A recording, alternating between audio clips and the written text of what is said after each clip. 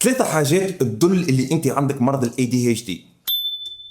كي تركز في حاجة وتجي حاجة أخرى تركز فيها وتنسى اللي أنت لازم تركز في الحاجة الأولى. كي تمشي القهوة يجيب لك السيرفير منيو، تبقى برشا باش تقرر وفي الآخر تختار واحدة إكسبريس. كي تبدأ تحكي بالتليفون تلقى حاجات غريبة في يدك ما تعرفش عليها منين جات. تحفظ نمر التيكي كامل من مخك، وكي تجي تكتبوا أصوات الكلافيي يشخشبوك وتنسى كل شيء. تدخل الكوجينة باش تهز حاجة وكي توصل تنسى علاش دخلت ومن بعد تخرج من غير حتى شيء. تبدا تحكي مع شكون اما ما تعرفش وين تغزر كي تحكي معاه، عينه اليمين ولا اليسار ولا فمه، وفي الاخر مخك يركز. الحاجة الثانية كي تبدا ديما في كومبيتيسيون مع مخك، معناتها مخك اي حاجة يردها كومبيتيسيون. انا السقط كان ناقص على المربع الاحمر.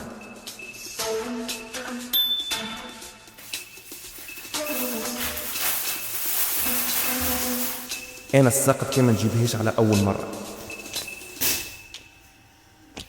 سامحني مشيت عليك في بالي شامبوتياج هكا. انا السقط كان مكحل. ما تنجمش تعمل حاجتين في نفس الوقت، يعني مش ما تنجمش تركز، تنجم تركز اما كي تركز في حاجه واحده اكا هاو. مركز في تليفونك وباعث صاحبك. مركز في تليفونك وباعث اصحابك.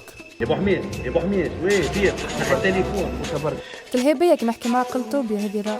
بربي سامحني مش مني، عندي مرض الاي دي اتش دي، ما نجمش نركز في حاجتين في نفس الوقت. سامحني والله يسخالك مش متربي. هذاك علاش كي تبدا مريض بالاي دي اتش دي تبقى برشا باش تقرر شنو تاخذ مرة، خاطر ما تنجمش تركز في حاجه واحده. خويا الباصية تخمم تي هاي بي اكسبريس خويا اكسبريس خويا.